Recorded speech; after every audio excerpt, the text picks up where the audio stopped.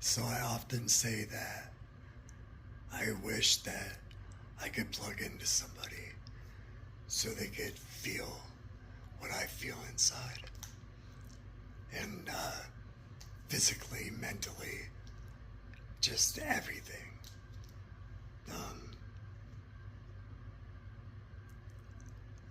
I think a lot of people would truly understand the fight. And for me, it's not just being paralyzed. It's, you know, can't drink, can't eat, chronic pain. There's just a lot to it. And, I don't wish this on anybody. But I do wish I could plug in so people could feel my feelings. Get to the next one. We feeling